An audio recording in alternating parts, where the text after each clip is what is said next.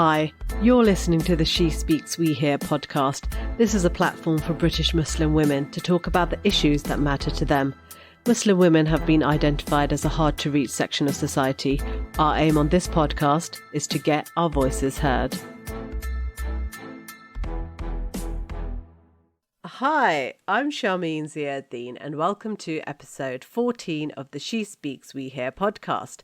Before I begin, just a quick reminder to follow the podcast wherever you're listening to this on.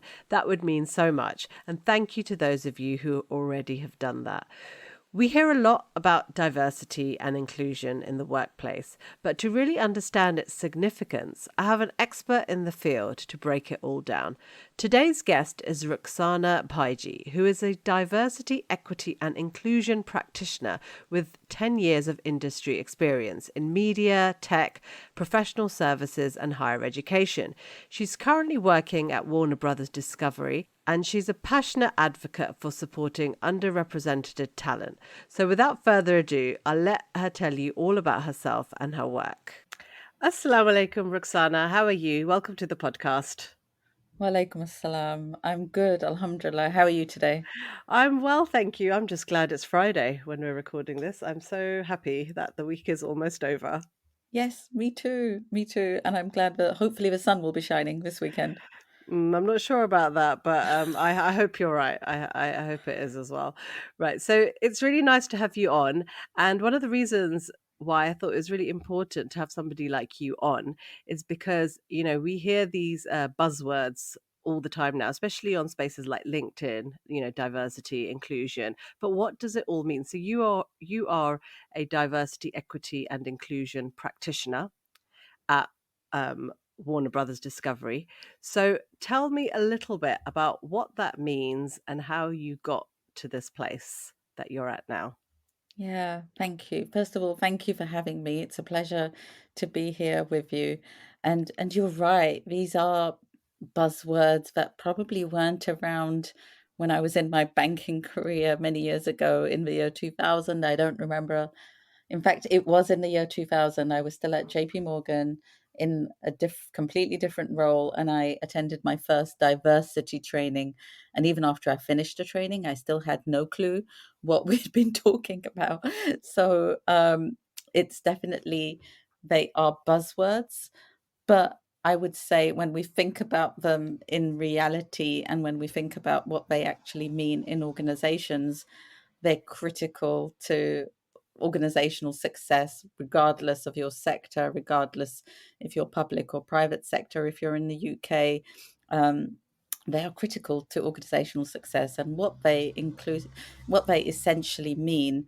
And I'll break them down for you. If we're thinking about diversity, that's a reflection of difference across all the broader spectrum. So when we think about the UK Equality Act, for instance, you might be thinking about age, you might be thinking about gender, you might be thinking about race, faith, and a number of other different areas. There are 9 protected characteristics within the Equality Act. So organizations tend to think about diversity as the lens of difference in its broadest ranges. So for somewhere like the UK, that started to also, although it's not in legislation or the Equality Act, social mobility as well. So what's your socioeconomic status?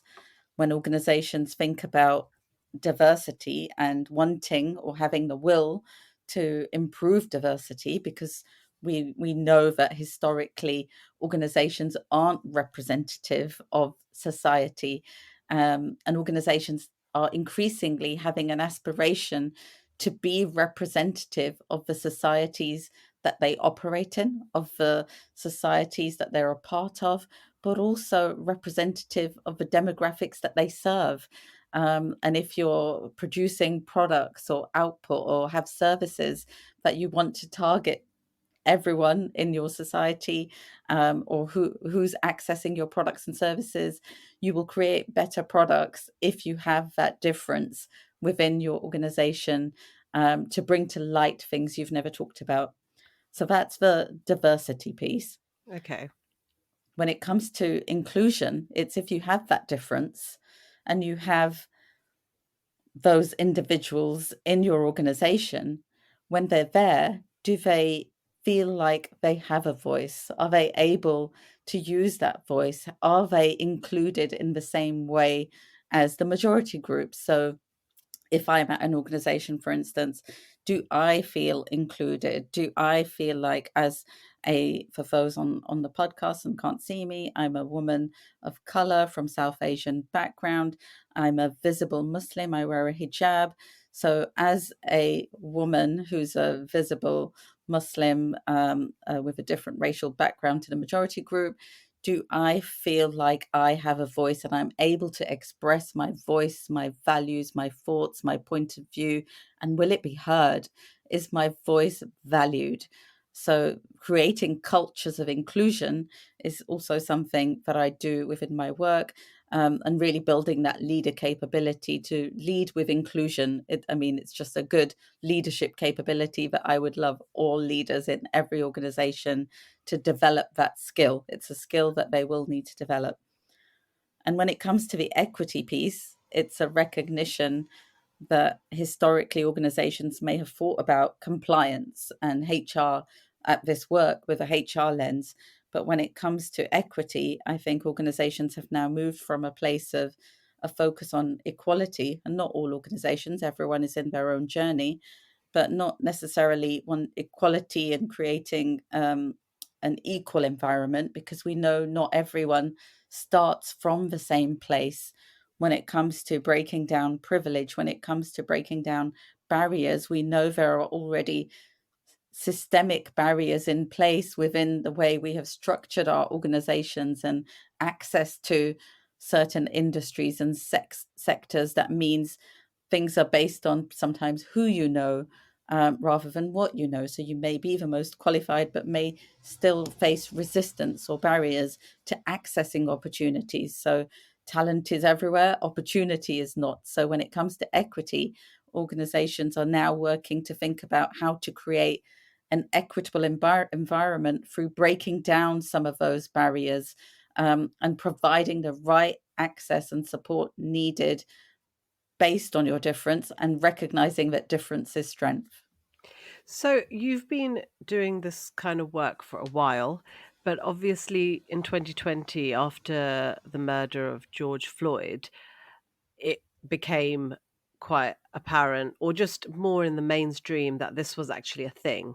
I think it was all kind of, if companies did have people like you who were set out to have some sort of diversity inclusion board, or just some sort of a, what's the word I'm looking for, kind of initiative in their companies, it was not really heard of. Now it's quite an accepted and normal thing to have, and especially in large organizations, to have a DNI. Or I say DNI, we can talk about this, about terminology in a bit, but about it's quite normal now. I've seen it on LinkedIn. I mean, I don't work for any large organizations, but friends of mine do, and this is now a thing.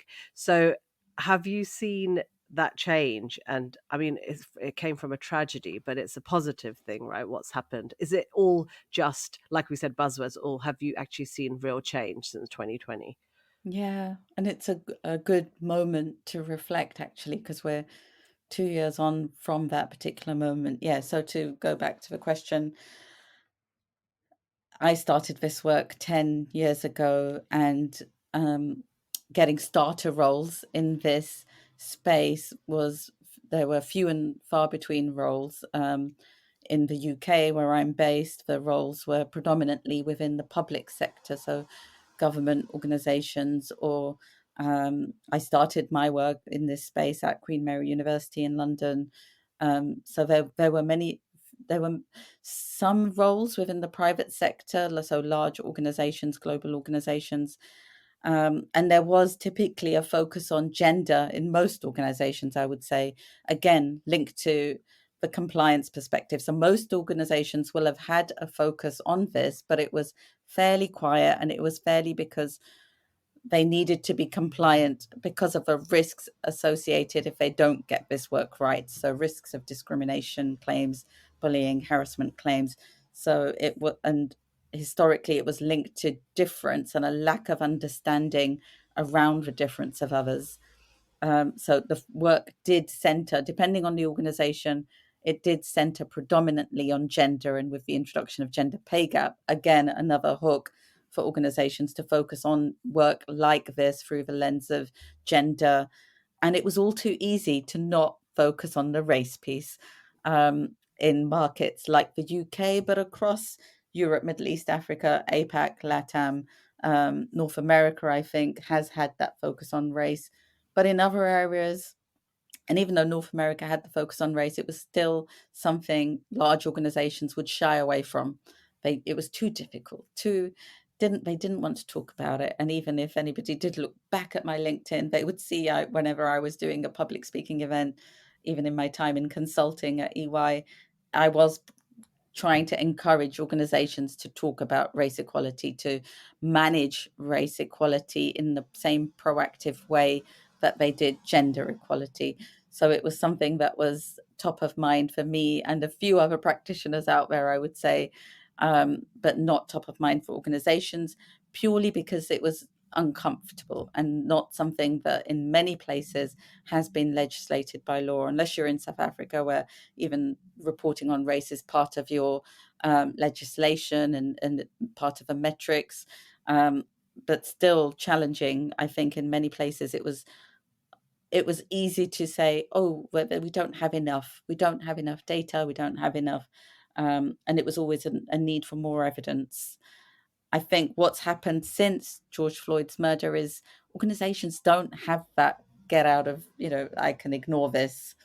I can ignore this. I know it's an issue, but if you tell me it's an issue and I'm aware of the evidence and I've looked at the evidence, then I can't ignore it because there's this global uproar and it's something I just can't ignore now. So I think previously organizations were able to ignore it. And I was lucky to be in an organization at the time that wasn't ignoring it, that did proactively manage race. So just to note that they were very active and were one of the leaders. But I think post 2020, what it did was bring, for me, out of a tragedy came a moment of racial reckoning in more ways than one, where organizations with power, with voice, with that privilege to be organizational allies, as well as leaders within organizations to be allies and advocates for change, I think it created that moment. So not only did organizations have to stop and think, okay, how do we do this work? What do we do? What is needed? And part of that, to your point, is there are now many more people being hired into organizations to do the work that I'm doing, but also a chance for them to reflect on their role in contributing to societal change, contributing to organizational change. So it's at this point now that 2 years where I'm questioning even what has happened in organizations.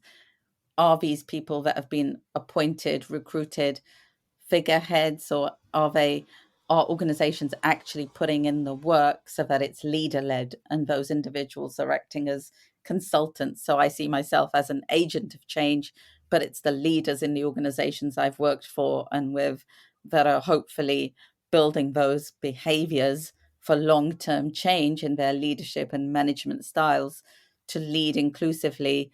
And now, after the last 2 years, leading with that race mindset as well and acknowledging that racism is a reality wherever we are in the world, and that might look different based on your setting within the world. So if you are in somewhere like Germany, the focus on race may be on the immigrant Turkish Syrian population, and they may be the underrepresented group in that market. But if you're somewhere like the UK, it would be folks from the South Asian diaspora, the Black Afro-Caribbean diaspora.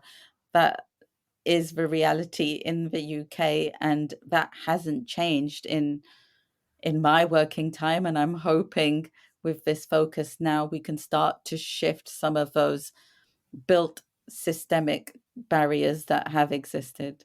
So let's talk about practical things. So can you give me like an example of something that was done badly, say 10 years ago, that has been addressed, or just practical changes by having people like you in organizations, like over the last few years, not just the 2 years but over 10 years? What positive changes have you seen, or what things have you seen that really need changing, like from your point of view, both the good and the bad?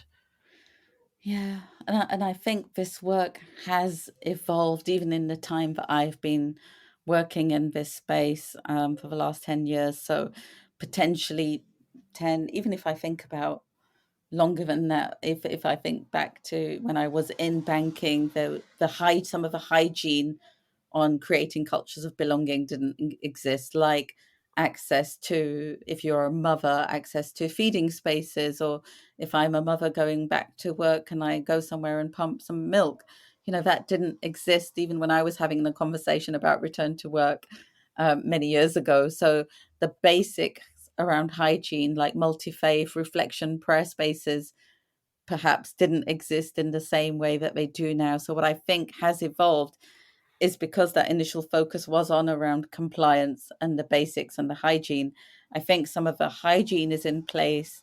And even back then, some of the focus may have been, even 10 years ago, on raising awareness of really basic things that I, as a South Asian Muslim woman in the UK, took for granted, like it's Ramadan. This is how to approach the month. This is Eid. And having to explain basic things, I think, are more, the awareness is there more now around some of what, depending on your difference, and that could be a number of differences if you're thinking about disabilities, if you're thinking about what it means to be a woman from different racial backgrounds. I think a lot of the awareness is there. And 10 years ago, we were still working on raising awareness, and that might have been through events, etc. What I think we're now moving to, and especially because of the last 2 years, and this is work that I've been doing, I mean, even 7 years ago when I started at EY, is the more focus on auditing the organizational policies, processes, systems, and really vetting the employee lifecycle journey in every organization. So I think that's becoming the norm, where if there are individuals like me in an organization doing and leading this work, they will be looking at the systems and processes and that employee lifecycle with the diversity, equity, inclusion lens. So what is the experience like if you're looking for talent, so what is that talent attraction process? Who are you attracting? Is it only private school educated students, or who are only 7% of the population, but actually 7 years ago were 70% of the population joining professional services and the legal population in the UK? So how does 7% become 70% of this really elite club within professional services and the legal work that's happening in the UK? So that's something that we were interrogating at the time and rethinking how to change the system to one of, I'll give you an example. When I was at EY, the system was changed so that you didn't need a degree to join or to apply to somewhere like EY. So that was a barrier that was removed, because your success in a degree didn't, your historical success in gaining a degree didn't predict your future potential at an organization like EY. So that was a huge move at the time, and a really bold move to focus on strengths and potential versus prior history. And that same rigor of challenging each stage of the employee life cycle. So when folks on board, how are they onboarded? Who are they meeting, connecting with? How do people progress and promote through an organization? What is their lived experience? Is it different if you're from a different racial background or faith or community group, or a part of another affinity group? And really interrogating those processes. So that's the work, really changing those systems and processes. I mean, I've seen this year, especially on LinkedIn, because that's where the action happens. I've seen a lot of organizations have iftar parties and Eid parties this year. I mean, obviously, last 2 years we were in a pandemic, but I've not seen that before. is that just because they're sharing it more on social media, or is this genuinely a new thing? Have you noticed that this has been quite a nice change? And I don't know when it happened. Yeah, I would say it's persistence. So part of doing this work is the ability to start and sustain and keep going. And so when I was at EY, the Muslim community, I know, started a fasting challenge. And in that first couple of years they did it, it was a low key, low scale activity, an event that was done internally with a smaller number of participating, sharing internally within community and leadership teams. And they sustained the effort and the activity, and then in the last few years, they started sharing more on social media, being more active, putting the message out there. And in through doing so, realizing, and somewhere like EY specifically with that Muslim community, realized the benefits of engaging in faith based work, not just with a Muslim community, but with a Hindu community, Sikh community, Christian community, the benefits of engaging with organizations and clients who share those same values. Um, and it's a way, a connection, a way to connect with your communities, your clients, your people. And what I've seen that Muslim community specifically do is inspire other organizations to do similar challenges, similar iftars. And what I've seen, I guess, is that growth of an event and an activity which has spawned and fostered other organizations to adopt similar events and activities. And through the rise of people feeling confident to share to own their identity, their faith identity, and want to share the beauty of the month of Ramadan and fasting, and also remove some of the misconceptions around this is just about the food, but bring to life some of the reflection of the month, some of the responsibility of the month in terms of the giving. So it's a real, what social media has provided is the opportunity to share beyond your immediate network and beyond your immediate community and leaders to a broader group. And that in turn, because of that sustained effort, what I also noticed was this same celebration of faith and identity.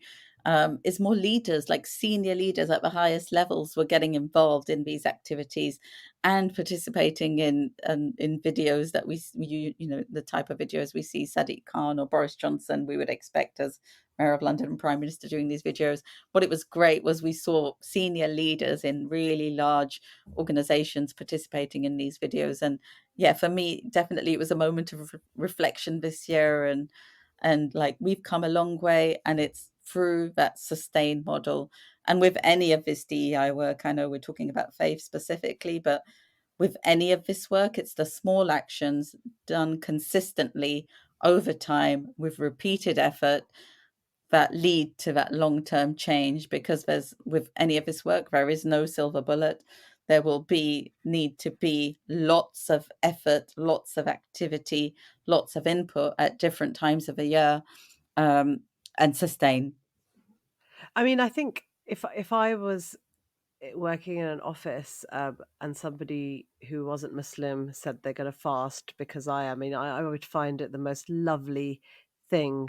So I could completely see how, you know, colleagues and senior management, if they want to harbor that respect and loyalty from their employees that are, you know, of different backgrounds, you know, having that empathy and that just education is so important. I mean, it's quite obvious if you think about it, but now that it's come to the forefront and it's just, you know, been sort of spelt out, and also there's a PR element to it which works for the company, works for everybody. And it's like if another company, like a rival, is doing something and you see it on social media or you hear about it, then you want to kind of do that as well. So it works for everybody. So, you know, there's a reason for companies to be shy about it. It's just they need people like you to give them I guess, the push.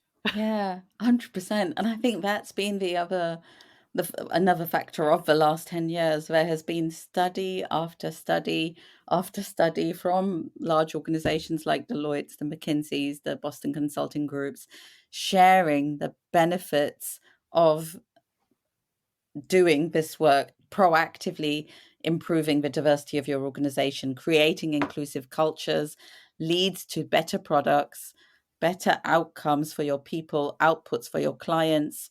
So, as an organization, you're increasing productivity, creativity, performance, and ultimately improving the bottom line. So, organizations know the business case for a focus on diversity and embracing difference and embracing understanding, acknowledging difference, where in the past you might have created environments of cookie cutter clones in any sector that you're in. What I think is happening now is that culture of, bring your whole self to work, be your authentic self. What's happening now is organizations are listening to the business case, recognizing that if they put in some effort to build inclusion into their cultures, their organizational culture strategies, then it will be a win for them. Ultimately, we know it's the right thing to do, and most leaders know it's the right thing to do. But when they find their own personal hook on, I know this is helpful to me if I think outside of my own personal box and my own limited lived experiences, or my own, whatever my own personal worldview or frame of reference is, if I step outside of that and think broader and embrace difference, do something new, like a fasting challenge, whatever reflections I will gain, whatever experiences that I will gather from this. And even in some of those stories on LinkedIn, it was really great to see some of that journaling and reflection from some of the leaders that had participated, because they've embraced difference. It's getting them to understand faith in a different way, but also reflect and journal in a different way, which may help them with the way they approach work, with the way they approach managing individuals. It's really powerful. So somebody said to me last year, 2021, a white friend of mine said that, oh, I feel all the jobs are for non-white people. So she was applying for jobs. And so in my industry of journalism, generally it's kind of a white workplace. But there's been, over the last few years, a lot of organizations are trying to change that by having different schemes, different placements, especially for people from diverse backgrounds, different working class backgrounds, all kinds of diversity initiatives in a lot of the big news and media companies. And it was funny because my friend said this to me, who is not white, and I was and she just said it in confidence, and I thought that's nice that she can tell me that, because a lot of jobs have at the bottom now, we are a not just an equals opportunity employer, but we are especially looking for candidates from a black or minority background.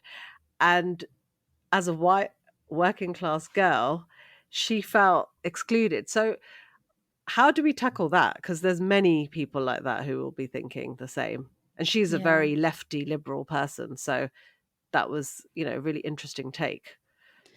Yeah, and I guess where I would come from is, there's a quote from Michael Kimmel, who did a TED talk on gender equality: privilege is invisible to those who have it. So when you're in a majority group, you don't see your own privilege. You don't recognize that your own starting place in a race is 100 meters ahead of folks that may have less privilege than you, because of their race, because of their personal background defining factors. So the starting point, you're already ahead.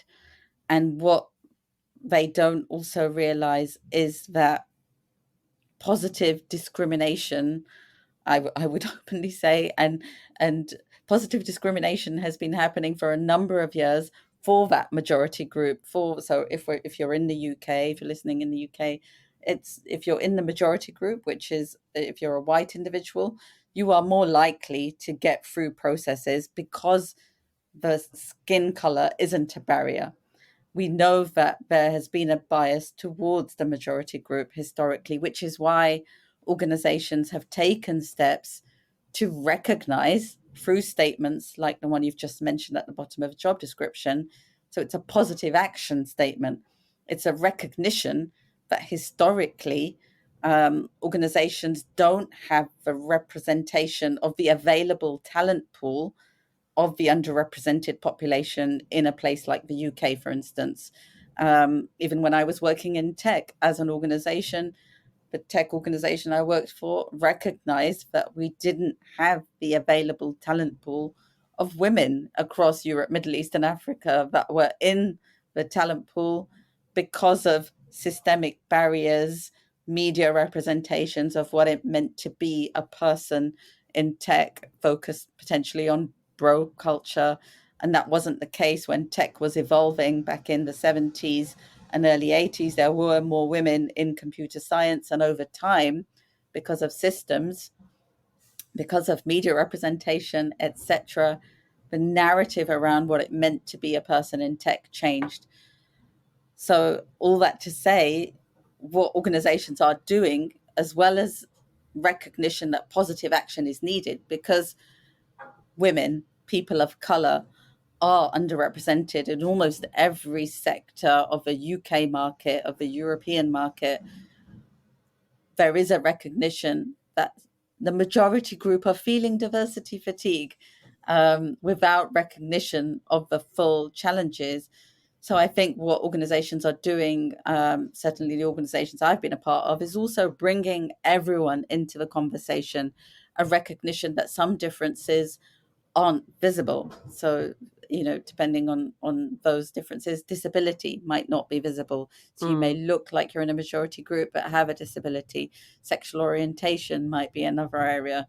There might be areas, socioeconomic background might be another area, but that's because of your skin color. The dialogue and the discourse is now one of, yes, there are differences, but when we talk about white privilege specifically, it's a recognition that because of your skin color, because of your race, you are starting from a kind of increased starting position versus somebody from a different racial background. So I think that's also been a large discourse over the last 2 years, especially. But organizations are starting to talk about building cultures of belonging for all and what that means for all, and the recognition that this work isn't just about creating equity for women, or this isn't just women's work. This isn't just about race. This is about everyone. This is about really recognizing difference in all of its intersectional layers, all of the different markers of identity, because we are many different things. Just in this conversation, I've talked about being a mother and thinking about pumping milk. I've talked about being a visible Muslim, being of South Asian background. There are many layers to my identity, as there are to every individual's identity. Yeah, I mean, in America, they call it affirmative action, don't they, over there? And I know of organizations who've now got policies like they have to be 52% female, which is interesting. That was an organization that someone I know worked for, and I thought so that's what I guess you would call affirmative action in a way, and you're kind of, I think, making up perhaps for the lack of females in the past. So I was quite surprised when I heard that, because I generally thought when it comes to gender, they try and aim for a 50-50 kind of split. Yeah, I think it would be, yeah. So positive discrimination is in the UK market, not, it's illegal. It's not, you can't apply positive discrimination. So what we say in the UK lens specifically, and in areas across Europe, is positive action, which is a recognition that you don't have the representative talent pool. So folks that are economically active in a market. So, for instance, if we're thinking about the UK population and the Asian population, if we had about 13-14% of, and I'm just pulling percentages out of my head. They may be incorrect. Don't quote me, anybody listening. But assume it was 13 to 14%. then that gives individuals in an organization doing this work, leading this work, a chance to reflect and think, okay, if that's the economically active population in this particular market, what is our representation in this organization? What are the number of individuals leaving schools, universities, if you're still looking at degrees and universities, who is leaving with this qualification that we're looking for? And that provides an organization to recognize if they are underrepresented for particular groups. And for if you're looking gender specific, really again looking to the local market and the talent pool. So what is the available talent pool? I'm a big believer in evidence-based approach to this work. So what's the external research saying? What's our own internal research saying? What are the statistics of a country saying? When I've led this work across EMEA, I will always look to things like the data. What does the data tell me in terms of the available talent pool? What's the data telling me in terms of the individuals that we have in our organization? What is the experience of those individuals, and how do we attract more to the organization? But once we attract them, how do we ensure they have a great experience, and that it's equitable to those of the majority group, and they're getting access to the right opportunities? What advice would you give to somebody who works in, say, a medium-sized organization, um, who feels that their employers could do with some sort of diversity training, or somebody in a job such as yours to, like, at their organization, to help with this area, because they clearly need it? Like, how does one raise their voice? Just as you asked me the question, I thought of an individual that came to talk to me after an event, actually, where I spoke about intersectionality, about difference, and the individual was at a smaller tech startup, quite popular brand, um, but it's a smaller organization, really good intent, dynamic, but a focus on the majority culture. So even in the way it operated, the way it lived its values, the way it lived social life, without a recognition of difference. And this individual was really struggling with that, to be honest. And um, even in the past, when I've spoken at events, this is a question that comes up. And I've actually, initially, I probably said to one individual, like, raise your voice, use your voice, elevate it to the leaders. And I would probably now switch that to start from a place of self-care. Like, if you're able to raise your voice, do it. If you're able to build some kind of affinity group, if there are employee networks, or if it's a smaller organization, there may not be one. Are there like-minded people that you can connect with and forge an alliance with, so you're not a single voice? So really thinking about, first of all, self-care. If you want to raise your voice, of course, ask the leaders, ask the organizations.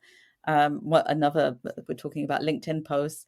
Another LinkedIn post I saw was an individual just writing to their CEO and saying, "Hey, I've seen these organizations doing this. Do you want to do it?" And the CEO said yes, and I thought that was really powerful. So asking the questions, if you're up for it, if you feel psychologically safe. And again, in those smaller organizations, if that psychological safety isn't there, I would say self-care first, protect yourself, because sometimes this work is challenging, it's draining. So if you're able to find your people, find your tribe or individuals with other differences but similar challenges, and wanting a focus on creating that inclusive culture for all, find those like-minded individuals.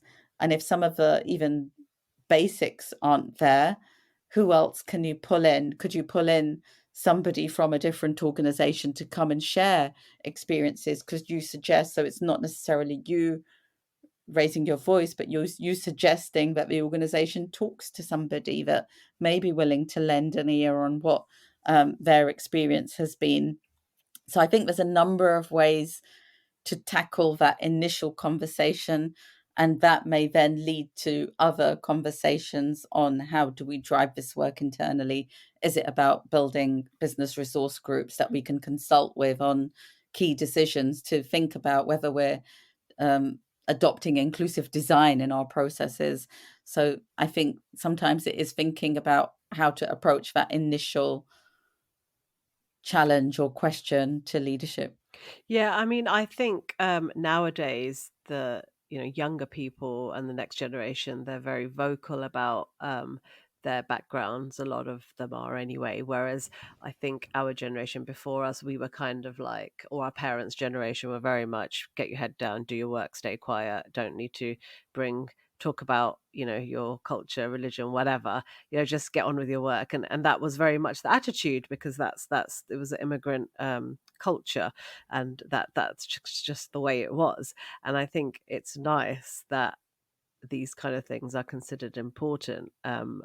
And a lot of people still have that mindset where they don't want to cause a fuss, they don't want to ask for a prayer room, or they don't want to do this, that, or the other, because they are they just don't want to just attract the wrong kind of attention. But really, a lot of employers, sorry, are quite open, but they just need to know about your requirements and your needs. Yeah, Sometimes it's literally just telling them, 'cause people don't know. What I've discovered is that people don't know a lot of stuff about other cultures at all. And it agreed. is literally about educating them in a nice way. It's really as simple as talking. Yeah, and what the last 2 years has done, this moment that we've been in, is provide an opportunity to ask for the advocacy. So, not even to educate them, but to point them in the right direction through these experiences, through following with the rise of social media accounts. Hey, who are you following? Who's appearing in your feed? Have you checked out this individual, this organization? Why don't you follow them? That will build your broader understanding of some of the challenges that underrepresented communities are facing. So, I think you're right. Quite often, individuals, which then leads to organizations, they don't know what they don't know. So if they haven't been made aware, then they will, it's in that, I mean, they will continue in the way that they've been operating, whether that's through not thinking that a prayer space is required, or, the every outing after work needs to be in a particular location with drinks, or, if they don't know that they could be doing something different to accommodate the whole group, then they probably won't change. So it is, you're right, just bringing it to the table as, have you thought about this? And again, there are so many different ways to do it with respect. Have you thought about this? Have you seen this? Are you aware that this needs to happen? And 100%, whoever you are, whatever your difference or challenge, owning your identity and being able to celebrate it is something so special. And you're right, in our generation, it's taken me time. It wasn't until I was in my early 30s where I felt the confidence to really be comfortable in my own skin, be comfortable in my hijab, be comfortable um, owning my needs and my personal living, my personal values. And I'm so pleased that, because of the journeys that we've been through as first generation immigrants, the second gen now, I feel like, is in a place where that the narrative and the discourse is very different. And hopefully, because we lifted our heads, I know the advice and guidance to me was keep your head down, get on with your work, work hard, work twice as hard. Um, and hopefully, because we've lifted our head, we're using our voice, even something like this, that this would not have happened, this podcast. Um, Having the space and the systems and the mechanisms to share stories will hopefully inspire others to share theirs. I think that's a really nice note to end on. But before we finish, just one bit of advice, or that you would give people who want to get into the space, who think they can kind of have a role like yours at an organization. Like, how do they go about that? Is there some sort of training you need to do? What is your kind of take on that, or advice you would give somebody? Yeah, great question. I think historically there's not been a specific place to start in this work. There are a number of degrees. So if folks are studying and at university, they may be studying sociology, gender equality. There are a number of different, even degrees focused specifically on equity and diversity now, which just Really? weren't there previously. So I think that there are masters in this space. Organizational psychology has been a real entry route into this profession. I came at this work through HR, so I did a HR qualification as well as an equality and diversity qualification, and then coaching. So there are a number of different avenues. And when I started, there weren't many starter roles. But what I'm noticing, just even in this last week, like in my organization, we have a grad intern role that closed last week, and that kind of opportunity just didn't exist previously. So there are many more grad internships in this work, many more apprentices. So if you're somebody leaving A levels and wanting to get into this work, there are many apprentices now in this kind of work. But also, if you're somebody kind of in a more experienced role doing this work or interested in this work, really getting involved in business resource groups or employee resource groups, staff networks, that can quite often be an avenue into this work. Many in the profession, as practitioners, have started through leading their employee networks and then gradually leading to a place where they're doing a lot of the work as well as their day jobs, whatever that might be, and moving into this space within their own organization. So there are so many different ways to get into the work, explore, learn, read. Yeah, because obviously a lot of organizations don't have these roles. They don't exist. So you have to be there to create them, I guess is the point. If you are in HR, like they don't have a D&I lead or somebody to do all this. I'm hoping many do now. Yeah. Many do, but there may still be organizations, especially if they're smaller, Small if they're ones, yeah. small tech startups as well. This may be the responsibility of somebody in HR. So even to be fair, even when I started 10 years ago, there was one individual at the university that managed the whole agenda for staff and students at the university, and that was huge. So the role I got was newly created at the time to support that diversity manager. So I started as a diversity coordinator, supporting the diversity manager, and even then it was huge for the two of us. I was part-time. So yeah, the role didn't exist when I started my HR career, and it was something that was created because I had expressed interest and because the opportunity came up at the time. So yeah, it may be something that is created. If people want to get in touch with you or ask you anything about what you do, what's the best way they can do that? Yeah, we've talked about LinkedIn a lot. I'm on Yeah. LinkedIn. We're I'm on not LinkedIn. sponsored I'm by LinkedIn, by the No, way. we I are wish not. I wish we were though. That would be amazing. That would be cool. Hopefully somebody there will listen to this. Yeah, I'm on LinkedIn. I'm on Twitter as well. So but those are, yeah, probably good places. Thank you so much for coming on and educating me and everybody else about what you do. Thank you. Thanks, Charmine, for having me. Thank you for listening. That was Rukasana Bhaijee telling us all about what she does and why it's so important.